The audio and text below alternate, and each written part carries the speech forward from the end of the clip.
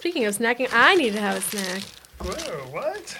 Wait, what did I... Oh, I brought some. I'm just going to have a one bite of a bar. I did have kind of a hard... Like yesterday, it was just Justice. Oh, my God. He's definitely... He's a 2-year-old. Yeah. That can be hard.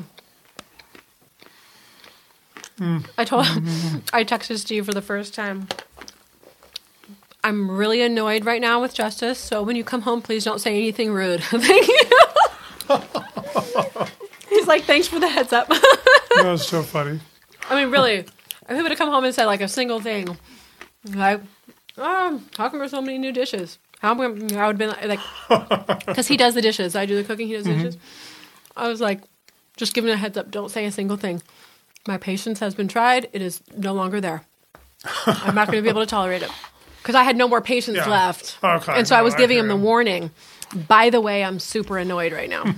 So don't say anything stupid. That's so funny. In other words, See, Cheryl just assumes I'm not going to come home and say something stupid. Well, that would be nice. I mean, he usually doesn't, but just in case. I'll think why the dish is done. But No, I don't do the dishes. That's the point. He does them. But sometimes he'll say, God, why are there so many dishes? I'm like, you understand food has to be made, right? Like, in order for it to be made, it uses dishes. Like, this is how the law of dishes works. And he's like, why can't you just use the same this and that? Well, you know, he also was the one asking what he's going to do with the kids for 3 hours today. So that should tell you something. I also have to make all the food. And my New Year's resolution this year is to make more home-cooked meals. yeah, I really haven't had the energy or to do that with 2 young kids, you know, at home full time. But I used to love to cook, love to bake. I've always made healthy alternative recipes since I was a nutritionist a long time ago. And okay, that's noisy. I know I'm not going to do it while we're talking. We're talking already. This is official. I haven't welcomed us. That's okay. This is part of our fun that we have sometimes before an episode. Clear. Anyway, Yes. my New Year's no chewing in the microphone. Okay. My New Year's resolution is to make more meals at home, because even when you eat grass-fed meats and healthy organic foods like out, there still are cooking measures that are put in place with oils and different things like that, you know, like just don't assimilate as well in your body, I find. And I do feel better when we eat at home more often. Yeah. Yeah. I think it's a nice ritual to have for the kids as well, to have, you know, he's not home often by dinner time, but I want to make more home cooked meals. Now that he's 2.5, my youngest is getting a little older. It's a little bit easier for them to sort of help along with dinner prep. And I have my Instapot, which I love. And so I get things from Fermentation Farm and get some meats and things, and I keep them frozen. And then if I need to make something, pop it out, and we'll come up with something interesting and healthy. And I want the kids to be able to see cooking and get used to that. And I try to encourage my husband to cook as well and see that it's a partnership. And I want them both my kids to learn to cook. It's not just going to be a girl thing. We're not going to do that. Not in my house. Hey, I can cook. Well, I'm actually, I'm not bad in the kitchen. My son is going to learn how to cook. But Cheryl does not make me do the dishes. In fact, she doesn't want me to do the dishes because I don't do them right. You know what? I've accepted that truth for my husband, is that I don't care how they are done. I just don't want to have to do them, because honestly, every day, all the time with 2 little kids is enough. And so that's... Well, if I do them and put them in the dishwasher and run the dishwasher before she sees any of what I've done, then she's okay with it. Okay. Because then, it's been she sanitized. can't intervene. Yeah, she can't intervene. Well, let's put it this way. My husband doesn't like this arrangement, but he has agreed to it because he does understand the investment and commitment and sacrifice that I give to raise our children at home the way that we do. So, so luckily, that is our agreement. And I'm going to do more cooking this year. So yay, Happy New Year to me.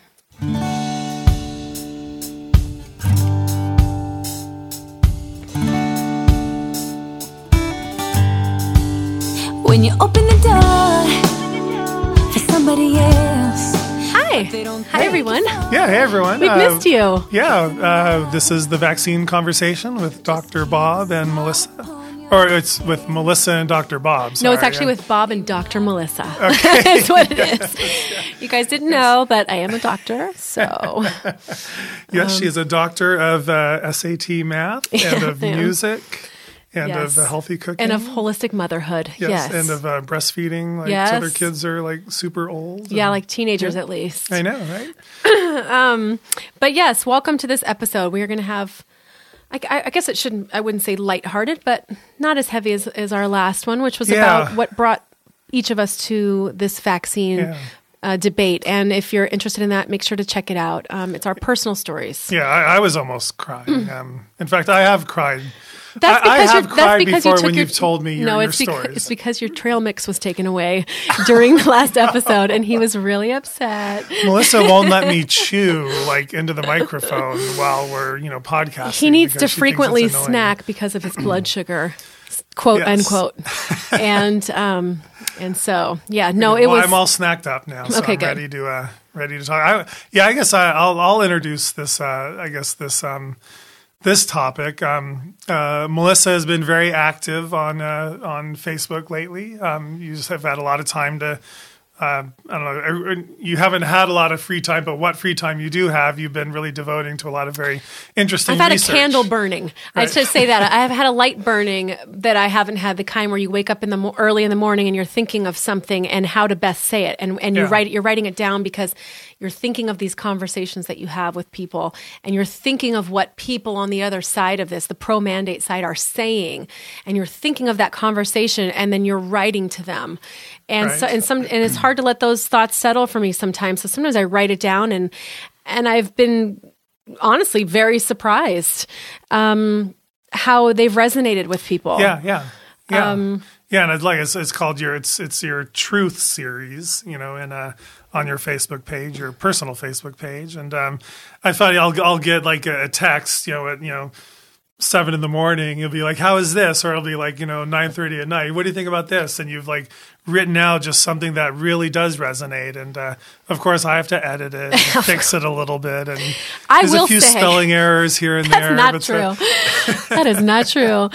For the record, because I'm so critical of grammar and spelling errors. Yes, as I well know. Yes, as I discovered the first time we sat down to write something together. Yeah, I know. I'm kind of picky about stuff like that. It took us like 3 hours to write a half a page of something and agree on it. So I love it when you write your own stuff. I know. That you I do. don't have to be involved. I know. In fact, the first one I wrote, I didn't even actually send to you. I shared it myself. All right. And then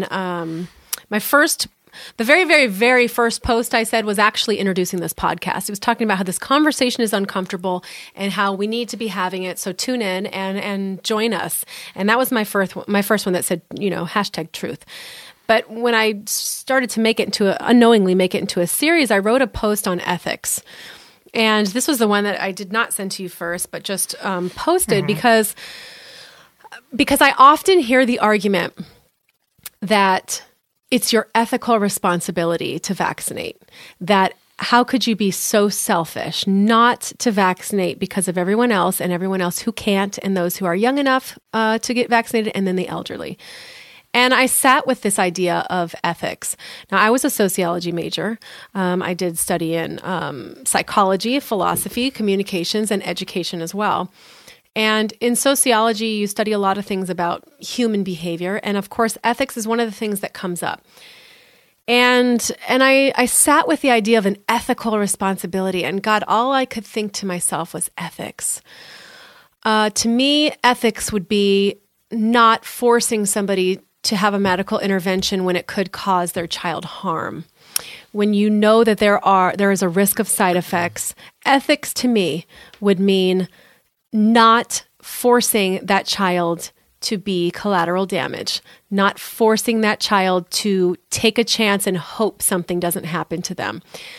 And then on top of that, you're supposed to do that and feel guilty if you don't. And all of that just did not sit well with me. And so I wrote my first one that you can find on my page, #Truth Part 2. And this was December 11th. And I'm going to read it. It's not that long. I'm going to read it. And then we can discuss it. Yeah. So it says the vaccine debate is an ethical one, only not in the way you've been told. You've been told it's about community responsibility and the desire to keep your neighbors protected, right? But let's be real. You don't vaccinate yourself or your children because strangers in your community may be immunocompromised. No, you vaccinate because you are fearful of the infections and think you're guaranteeing protection for yourself and your children without any potential risk. You're scared the diseases we vaccinate for are death sentences if contracted, and you believe vaccines have made you healthier and probably saved your life. You also think anyone who wouldn't co-sign on the same and oh-so-simple philosophy is unintelligent and clearly selfish. But what if you found out vaccines don't guarantee you or your children protection the way you were taught to believe? What if you found out there was a vaccine failure rate that varied from 15 to 70%? What if you discovered the diseases you were most scared of, like whooping cough and influenza, can actually be spread by vaccinated individuals because the vaccine only prevents your symptoms, not you from passing it? What if you understood all vaccines wane over time, and the immunity you thought you had doesn't exist? What if you knew you could be the reason an immunocompromised child catches and gets complications from an infectious disease? Would you still blame the vaccine-injured children and their families? You see, this debate is an ethical one. And to understand the ethics, you first have to understand the facts. The fact is every pharmaceutical product has side effects. That, my friends, is undebatable. What does this mean, considering vaccines are a pharmaceutical product? It means a certain portion of the population will be harmed from vaccines. That is guaranteed. What we don't know is how many children are at risk and whether that collateral damage will include you or your children. I do know it included mine. We know that the number being adversely affected by the 69-dose CDC schedule is rising, and that 1 in a million statistic you keep hearing is more like damage control. We also know that many children have genetic susceptibilities that are triggered by environmental toxins, including vaccines, and are unable to detoxify quickly enough to prevent injury.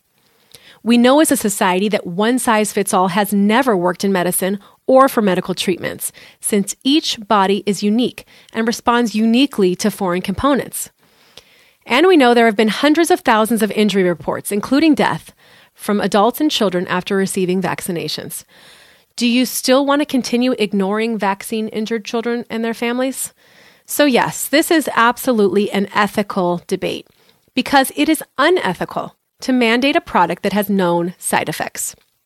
It is unethical to create laws to discriminate against those who do not vaccinate or who were harmed by vaccines. It is unethical to prevent vaccine-injured children from attending schools. It is unethical to expect me to sacrifice my child for yours, especially when I know that sacrifice won't even stop the disease from spreading. It's time for people to stop touting their moral superiority and selflessness when it comes to this topic, because if you really understood how this all works, there would be nothing for you to be proud of. Yeah. Sounds a lot harsher when I read it out loud, but it's but that's how I felt, and I stand by every single thing that I said. Right, and actually, it doesn't show on my face. Well, that got over 1,000 shares. On Facebook. Yeah, that's been shared, I think, like 1,200 times already, which I think is so amazing. And so, these are my own thoughts, right? This is how I feel because I'm talking to the person who says, Melissa, how dare you not vaccinate your children because of everybody else? Look how selfish you're being. This is my response to that person, right? Which of course has data in there too, but it's also this greater conversation about ethics. Right. Yeah, and I kind of for me one of the main take home points is that you make, but I want to maybe expand on is. I think you're right. Everyone who vaccinates is doing it basically to protect their child. I think the vast majority are not even thinking about the immunocompromised child that lives 5 blocks away, or that they don't know, or the one immunocompromised child that's in their school of 2,000 children. Right. And I think, for the most part, parents are simply vaccinating because they feel like they want to protect their kids from the diseases. and that's why everyone's deciding to vaccinate. When it comes to the fight and the debate, suddenly all those parents who want to mandate vaccines, they're not, suddenly now it's all about the immunocompromised children. 100%. It becomes all about that, and that's, they claim like that's the reason they're vaccinating their children. I seriously call BS, complete BS on that. And I do that because if you found out it would not help your child, but only the child down the street, and it wouldn't keep your kid from getting that deadly disease, but it would help the Johnny immunocompromised 5 blocks away, I guarantee you these parents would not be doing it. Right, especially when knowing the potential side effects. There is no way. They truly believe if they catch measles, it's a death sentence. They truly believe that. And so therefore, they are getting that MMR vaccine for their child because they don't want their child to die from measles. That's it. Right. That is the reason they are vaccinating their children or themselves. Period. People get the flu shot not to protect some elderly person. They're getting the flu shot because they think it's going to keep them from getting the flu, and the flu is dangerous. Right. Period. Like, let's just call a spade, right? Like, that's what's going on. So when you do get the moral superiority, like I mentioned, you do get that whole, but I'm doing this, we need to do this for everyone else. That is just a level of shame and guilt that has been added now to further lower the status of people who question or opt out of vaccines. Right. It is trying to degrade the moral character of somebody who might question why we're getting 69 doses. Like, not only are you not very smart because you don't read science, but you're also morally decrepit, or however you would say that, decrepit, morally absent. Yeah. You are without morals. And they will have you believe that, so you are now an unintelligent person, and you are also an unkind and immoral person as a result. And I think that is just the low of the low when it comes to how they're painting this picture. Right. And, Yeah, and so wrong. I know when in California, when they first passed a law about vaccines, in like 2014, where they basically passed the law that said you have to have your doctor's signature saying that you've been given, information about the risks of not vaccinating. AB 2109. Yeah, that law where you can't just opt out of vaccines on your own. You actually have to get your doctor's signature about it.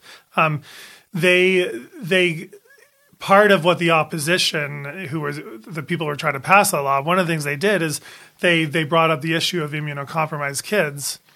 They couldn't find anyone who was immunocompromised who had ever caught a disease or been harmed by a disease. Because I think it's extremely rare that you have an immunocompromised person or child in a school who catches measles, who catches chickenpox, who catches any of these things going on. There's very few that have actually even caught those diseases in this setting. So they had to bring a child in as sort of the poster boy for being immunocompromised.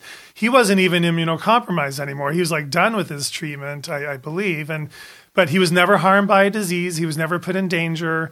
And so the opposition, but they had to put a face on the immunocompromised issue. To pull at the heartstrings, right? To pull at the heartstrings, right. But the reality is, your post is about ethics and just the personal issues with this, but I'm just going to throw a little bit of data in here, in that if you're going to try to claim that it is all about immunocompromised kids and that we need to all do this in order to protect immunocompromised kids, I would actually say that if you added up all the children who have suffered severe vaccine reactions, say in a given county or in a given state, that number is going to be astronomically higher than the number of immunocompromised kids who have been harmed by an infectious disease because someone else didn't vaccinate. Mm-hmm.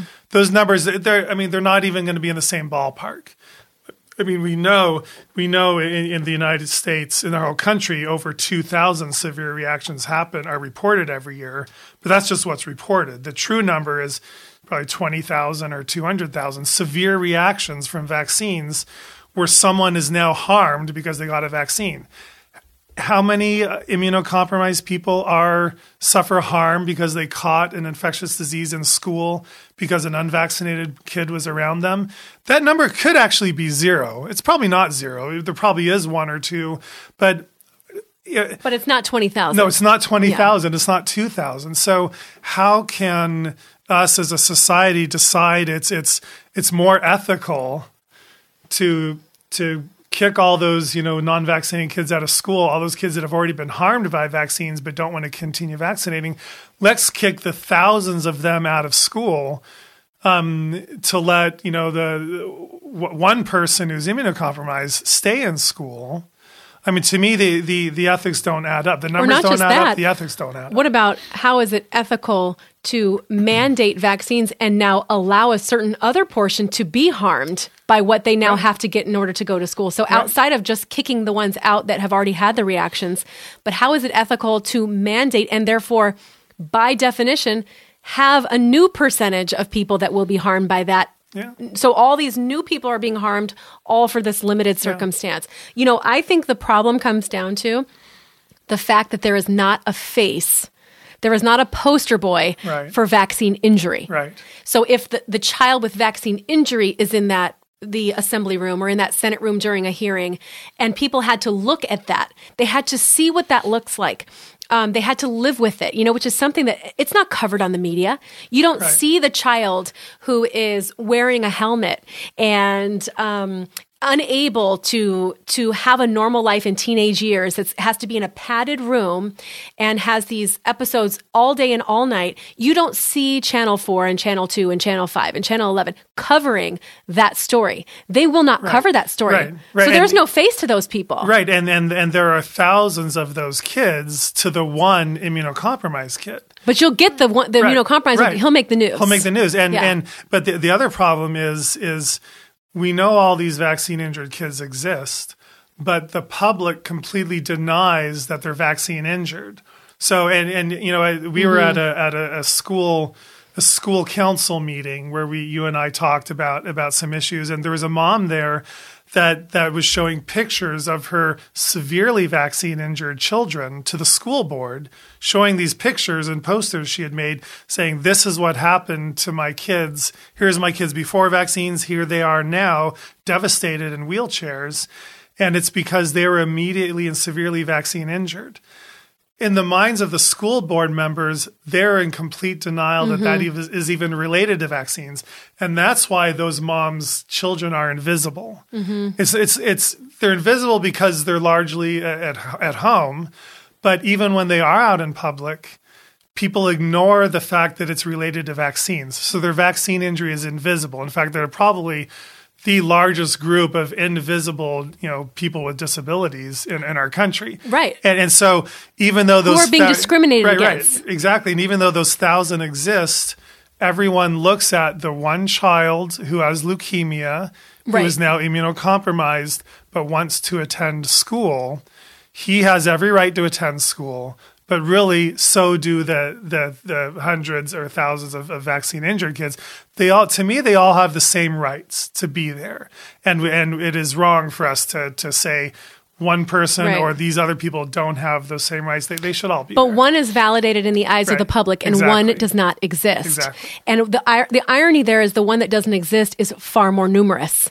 Right. And it's still happening, and it's getting more. The numbers are getting higher and higher. And until people start to acknowledge that there is a population of injured and harmed children, there will never be progress made when it comes to the legislative battle as it relates to vaccines. Because if you do not understand they exist, you will not be fighting for them. Right. And this is what I don't understand about the Democrats. And I've always seen, on a liberal side of things, and I've always considered myself a liberal, they're always fighting for the one who has no voice. They're always fighting for the small populations of people in different circumstances that have been injured or harmed or hurting or disadvantaged. And for some reason, they are the largest proponents of mandatory vaccine legislation, and they are ignoring the fact that an entire population of children exists. They are turning a blind eye to the fact, because like you're saying, part of them thinks those things aren't connected, but even for the one ones that might think they're connected, they're choosing to ignore it. They're choosing to ignore it because you know what? When they go home, they don't have to deal with it. Yeah. And they don't have to care for these children. And they're totally fine signing something that says, oh, by the way, everybody else needs to get all these, by the way, to get into school. That to me is unethical. Like, you want to talk about ethics, that's what's unethical. And I think that's why I originally wrote this post, and I just was thinking to myself about how it's used in one way and it's completely ignored in the way that it really exists. Right. So it's being promoted in a way that doesn't really exist and being ignored in the way it does. Yeah. And that's just, I mean, that's wrong. Yeah. It's just wrong. And I guess I want to speak to the families who do have an immunocompromised child, because that's hard. I mean, that's extremely hard to have a child have leukemia and go through chemotherapy, or have a child who has chronic kidney disease, and so they have to be on chronic steroids and they have a really low immune system. Your children are compromised, and so are the vaccine compromised children. And I almost feel like all these families, they should be all on the same page. They should be working together instead of against each other. Right. These children are all vulnerable. And I feel like these families have a lot more in common than they do less in common. Right, except the parents of the immunocompromised are looking at these other children as people who are responsible for putting their child at risk. Right. Because, I don't know if all of them look at that way. In fact, I mean, whenever I've posted about this on Facebook. Occasionally you'll get. Yeah, I'll have a parent. Yeah, my child is immunocompromised and I want them to be in school. But I do agree with you. Children who don't vaccinate are safe and they should be in school, and we should all be in school together.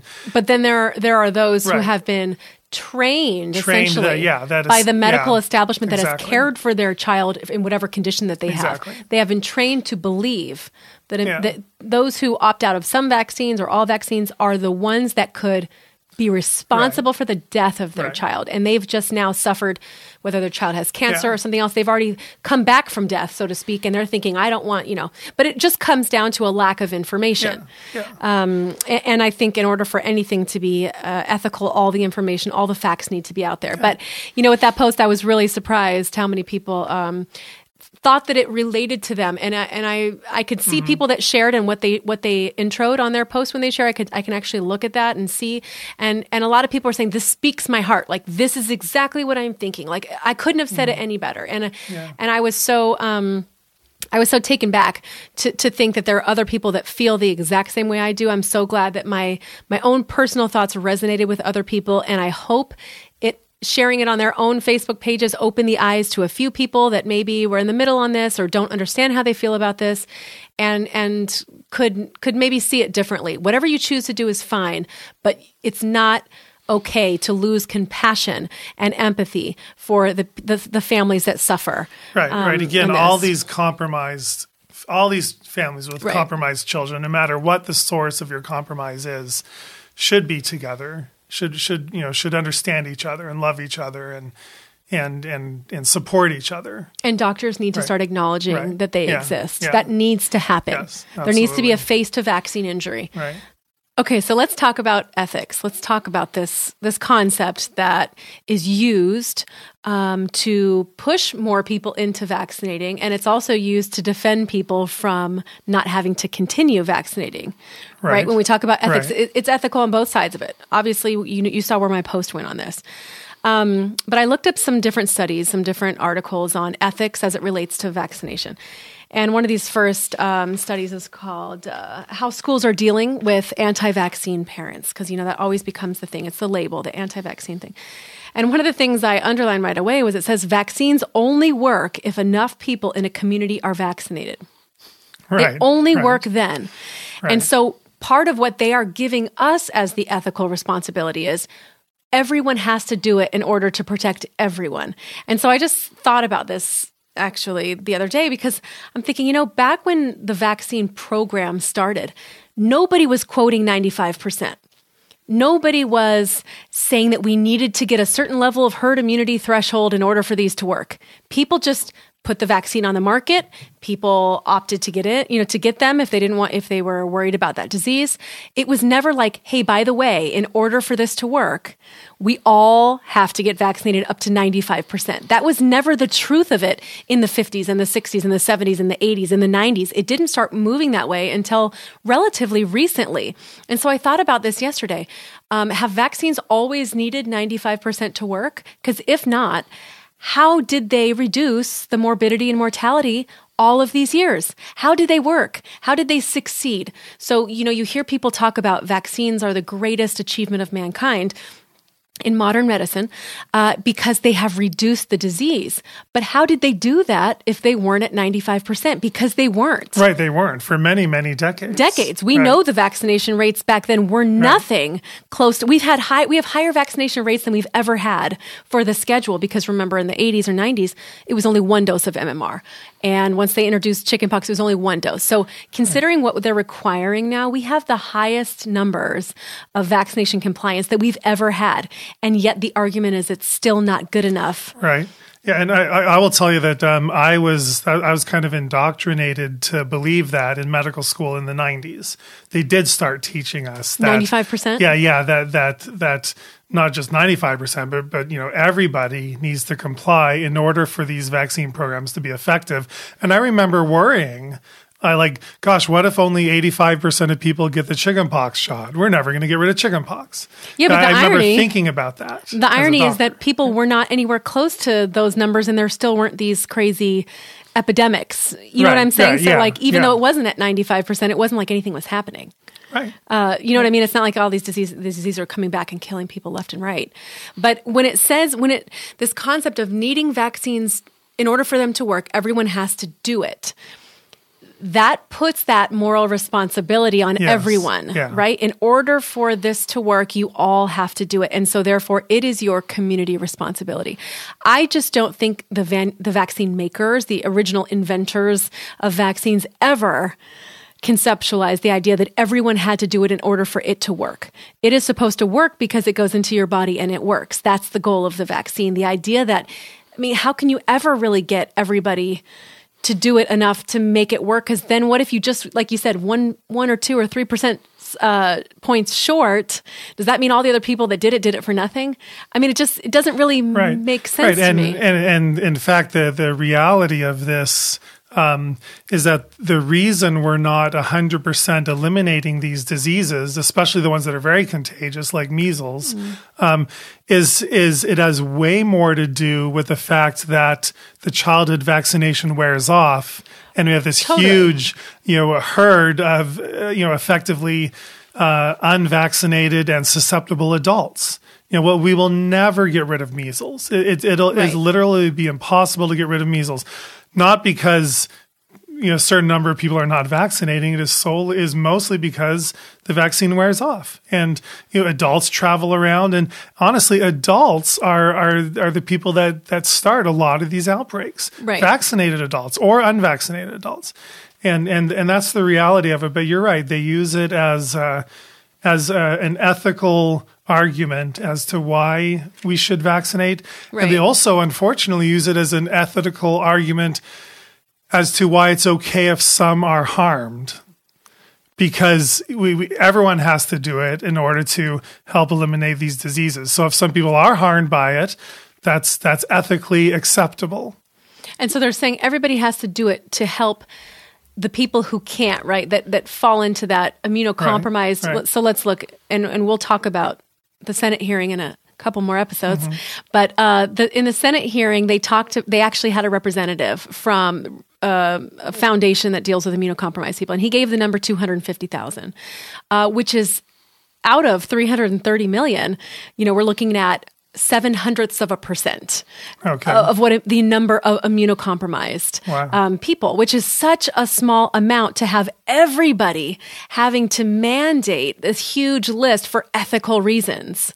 And considering, you've got this now population of vaccine compromised children too, it's like, who decides who's more important? Right. Who decides who gets to get saved? Right. And as we just said earlier in going over your post, I think everybody when I look at the ethics, everybody has the right to be safe, but to be considered in this whole argument. Yeah, to have a voice. Right, to have a voice. Yes. To me, it's unethical to exclude the group of vaccine compromised kids from this ethical equation.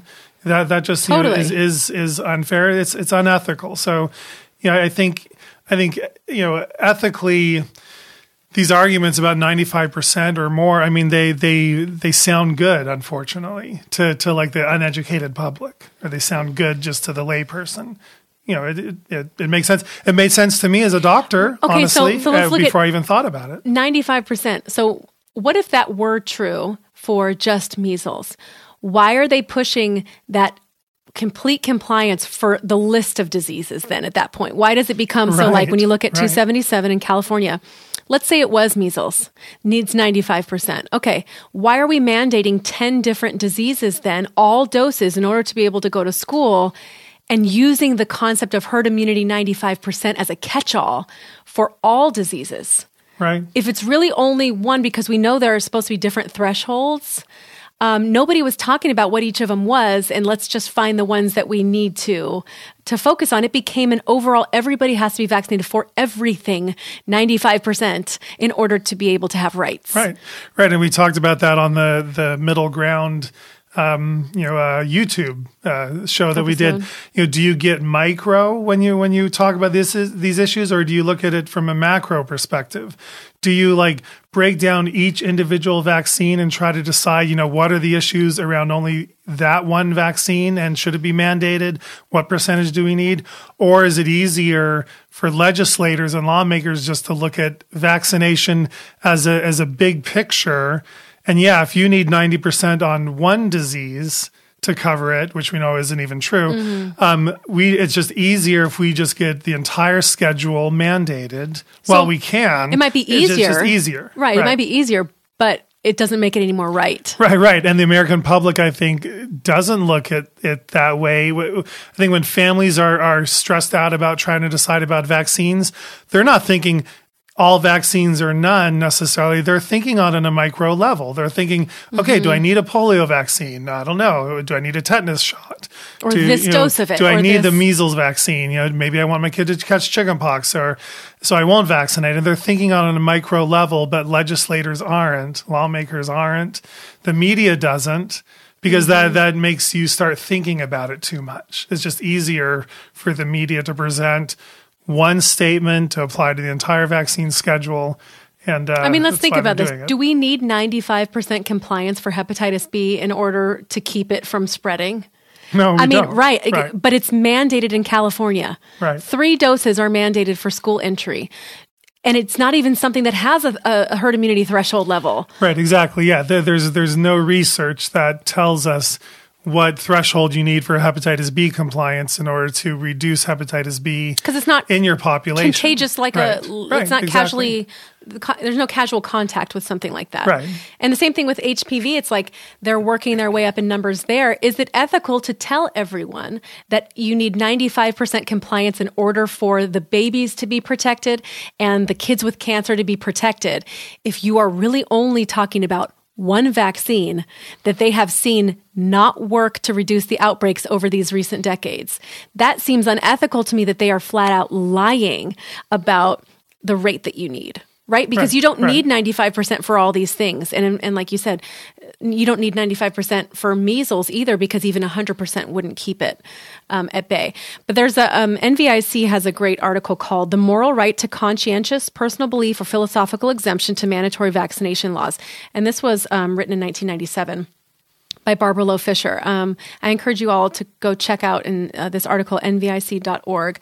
I'm just going to read a couple things from this. It's a little bit of a long article, so I'm not going to highlight everything. But it says right here that vaccination is a medical intervention performed on a healthy person that has the inherent ability to result in the injury or death of that healthy person. Okay, so that's a fact. That's something that we know. There's no guarantee. We don't know that it will not compromise the health or cause the death of that person immediately or in the future. And there are very few predictors having been identified by medical science to give any advance warning that injury or death may occur, with no guarantee that the vaccine will indeed protect the person from contracting the disease. I think that summarizes almost everything about why there is an informed choice movement. The reason there is this informed choice movement is because we know they are not completely safe. We have no guarantee that they'll protect you.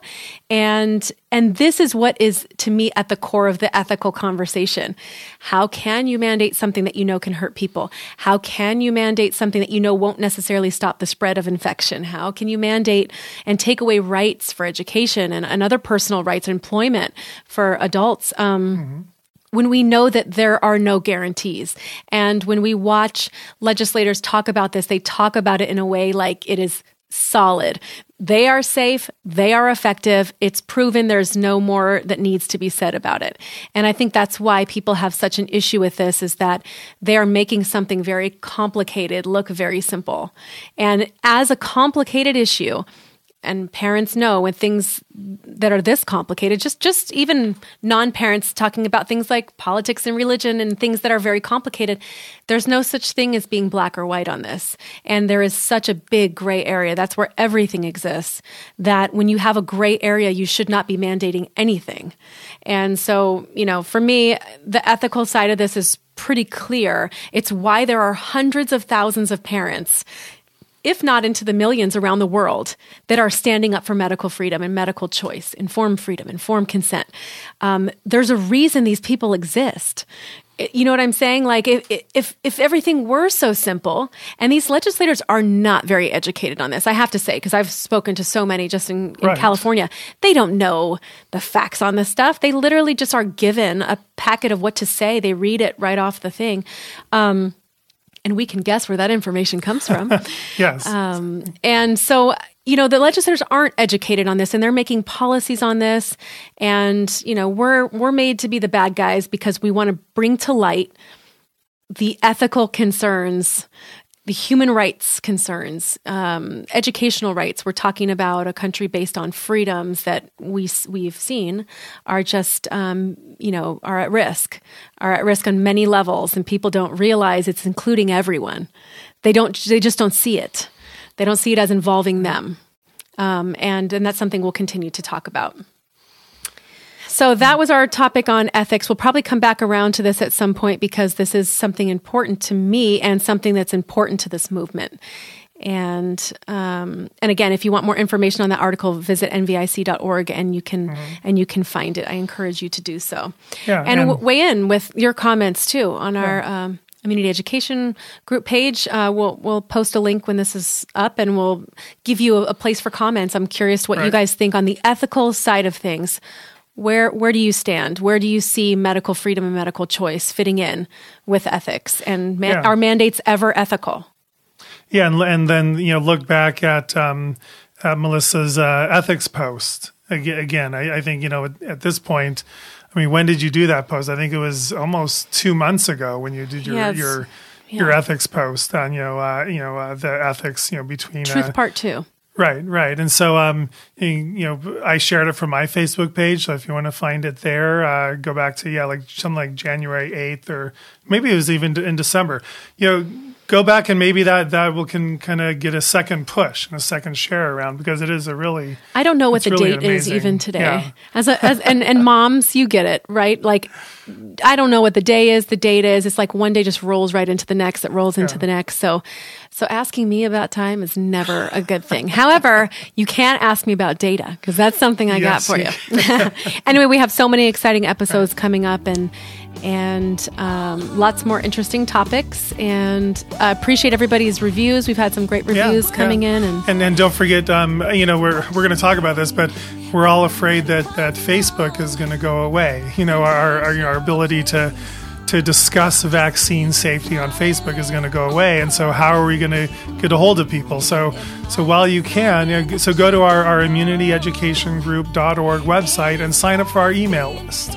We have an email list sign up sheet there, and the more people that we get connected that way, then we can guarantee we'll never lose track, never lose touch with you, and we'll be able to keep you informed if someday Facebook decides it's unethical to share vaccine information. And we were social just media. also talking about on the website that we will both perhaps start our own blog links directly through our Immunity Education Group website to continue this conversation. And because Dr. Bob has his own things that he likes to talk about, I have my own things I like to talk about. They don't necessarily both represent each other's 100% feelings all the time. So I'll make a little link for Melissa's blog, and Dr. Bob can have a place for his blog. So you'll still be able to access all of that at immunityeducationgroup.org. Well, you put like your baking recipes up there with my pictures. grain-free baking recipes Which that I didn't bring. I know I didn't bring anything today. I'm sorry. I almost texted you. I'm like,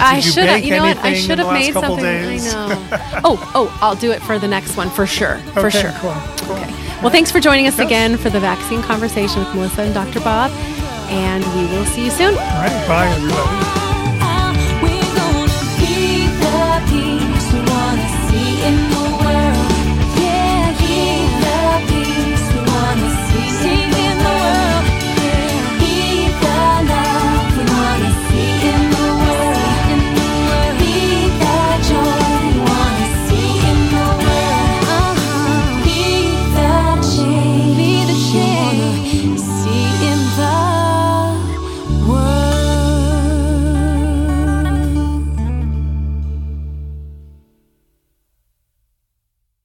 The information in this podcast is for entertainment purposes only. It is not intended as medical advice. Always consult your healthcare professional for information on vaccines and infectious diseases.